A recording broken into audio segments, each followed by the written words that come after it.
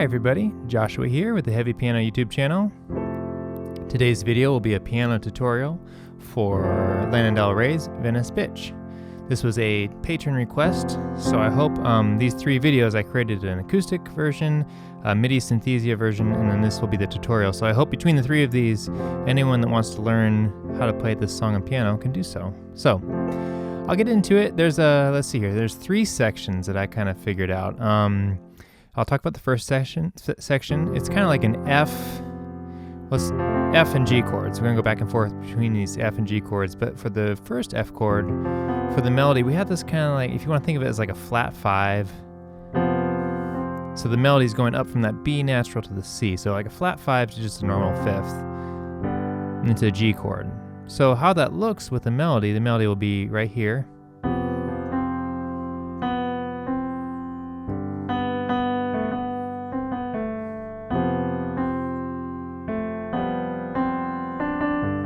So the kind of melodies around here, we got a lot of, kind of like a lot of tension resolving to that open 5th.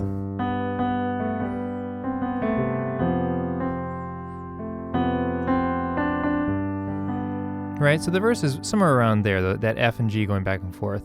Now our next section of chords that we're going to think about is an E minor, F major, A minor, G.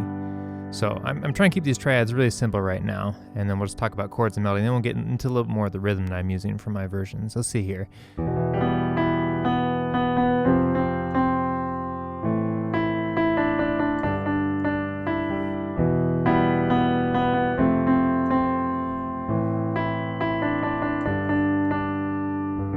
More or less melody over those chords, and then our third set of chords we're going to talk about, it goes to C, C7, F minor. So our melody is going to do this kind of like the, I'll keep the melody down here in the octave. C7, F. It's like an F major 7 actually, or F major 9 because you have that ninth in the melody. F minor. And that's, you could think of it as like an F minor major 7 if you want, if you really want to kind of extend that. So let me play that without interrupting too much. So we have C to C7, F minor 6 even, you can think of it like that with the melody and the D. Then we'll go back to the verse again, F with the flat 5 to F and G.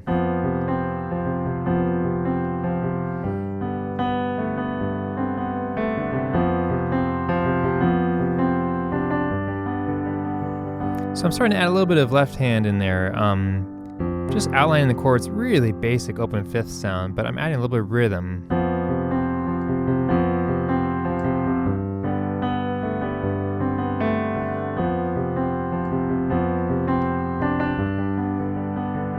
So I'm just adding a little bit of pulse into the rhythm along with my melody, still kind of trying to keep my melody in the forefront.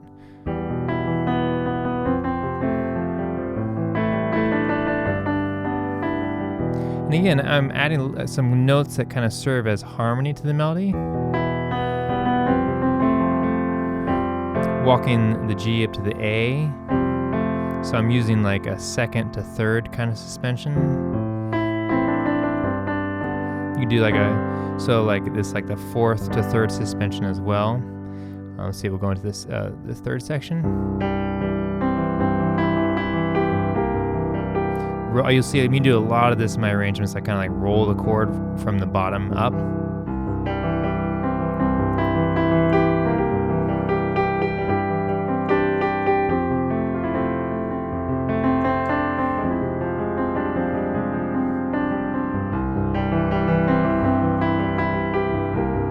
Doing alternating left and right hand. Walking the bass note up to like the next inversion.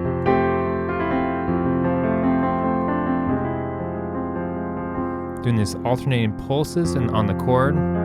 just kind of outlining the triad. Just some of the things that I'm just like throwing in there to make it not just like chord, melody, but instead it's like chord, melody, rhythm, and it's flowing and it's moving, and we're trying to like create some movement in our playing.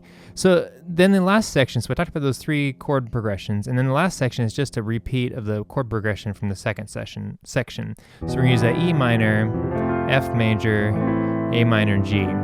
And here's where the patron who asked me, they asked me to like really go crazy, or at least just like really expand on that last section, because the original version, Lana Del Rey's version, is really long and it's really drawn out, and there's lots of cool synth stuff going on, and it really just like it does a lot of ebb and flow. So what I was trying to do was kind of like build and collapse and like ebb and flow in my energy. Let me play a little bit, see if I can think about what I'm doing.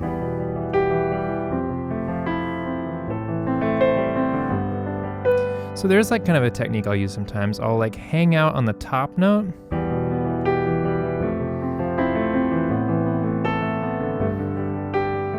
So like the pinky's like hanging out while there's like this middle stuff going on.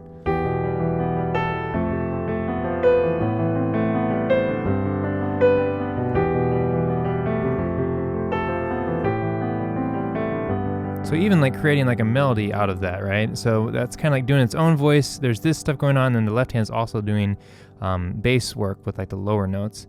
I think it's like called a 3-voice style of playing, and a lot of pianists will use this kind of style. Let's see here. The nice thing is, because we're in this key E minor, F, A minor, G, you know, I can kind of mess around with some shapes just on the white notes. It makes it easy for me, at least. So one of the things I could do is just like make like 4th shapes and see what that sounds like. So let's see here.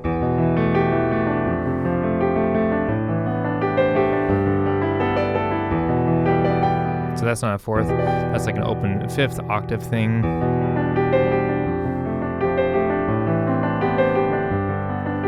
So I'll try it over every chord and see kind of like what it sounds like, right?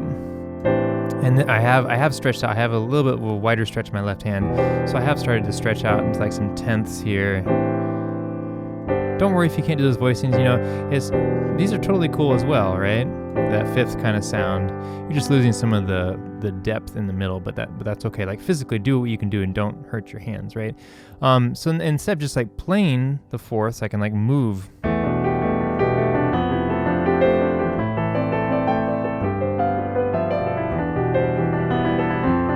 And again, like stepping out of the rhythm, like really letting my right hand kind of do its own thing while the left hand like holds down a foundation.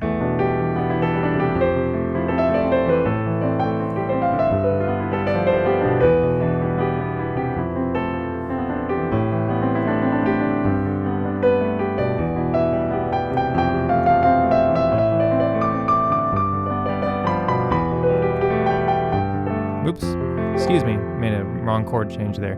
But another thing I did want to stop anyway, I'm doing these like repeated notes in the upper voices.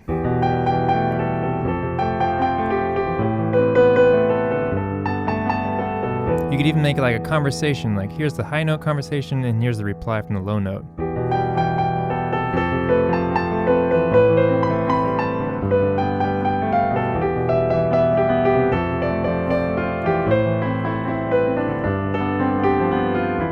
You know, and then like just taking patterns.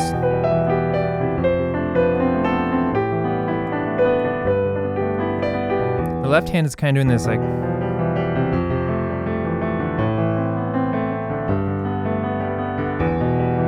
and maybe I wouldn't use that 5 jumping over, that's a little awkward. Yeah, I would jump more with like a 2s, and then I'm in a better place to go to the next chord. I could do that kind of rhythm in my right hand too.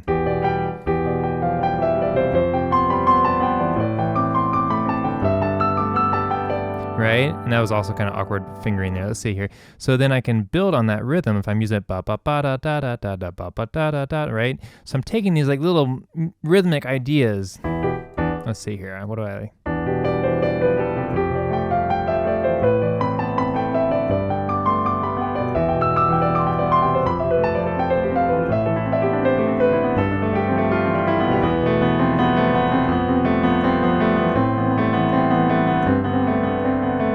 here's focusing more on rhythm, and so I'm bam, da, da, da, da, da, da, da, da. So just kind of do these like little trilly things in the middle here.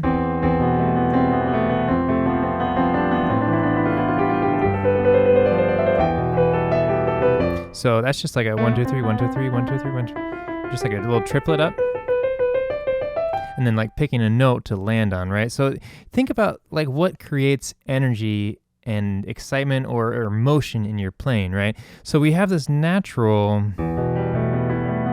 this is pretty chill right here.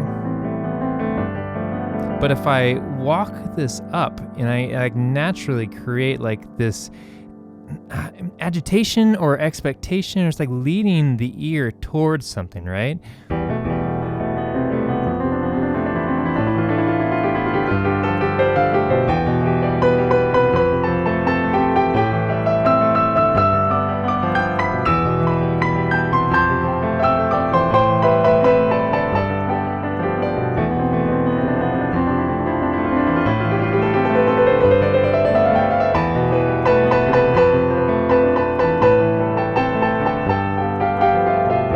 So that time, you know, I hit those two notes together, they're really clashy, and then I used it again.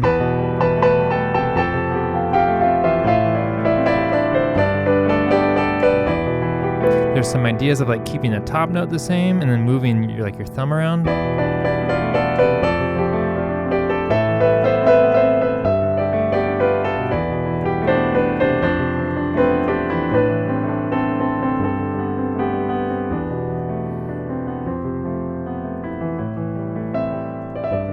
There is like this synth line I threw in there sometimes.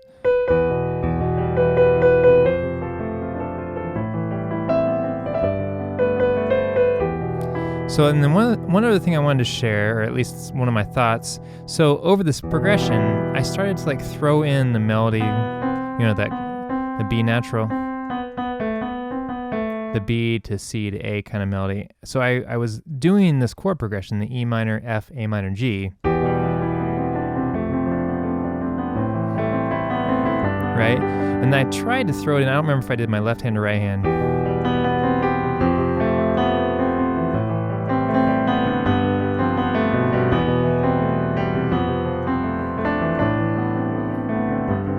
And it doesn't resolve the same way, obviously, as the verse.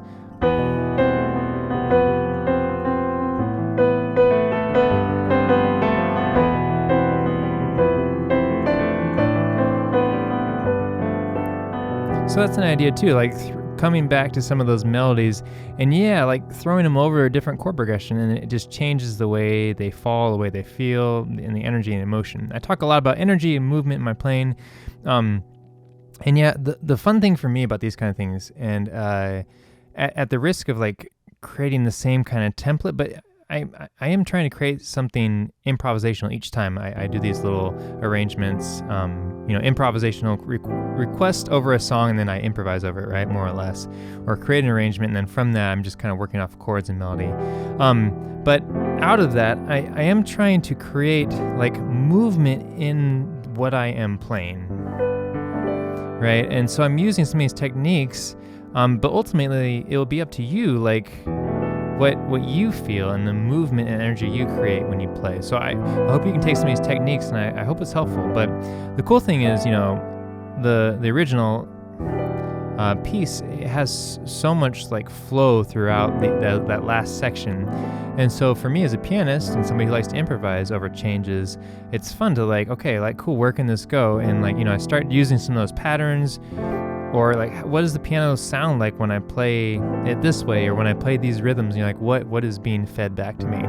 And so that's my intention, at least, like create something kind of like off the cuff, spur of the moment, while using some of these techniques that I'm talking about here. So, and I think if you've watched any number of my videos, you can kind of start to see like where I'm coming from stylistically, and how I create and how I arrange and improvise my videos. So if you like what you hear, I encourage you to check out some more of my videos, and as well as there's that MIDI version that can be helpful, as well as the acoustic version. on my piano.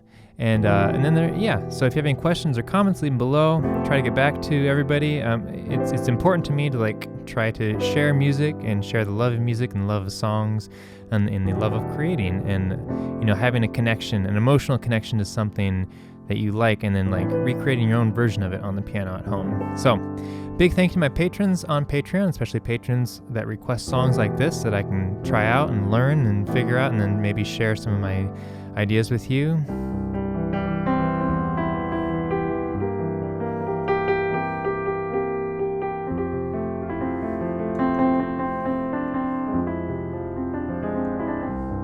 And I will catch you next time, so thank you for watching.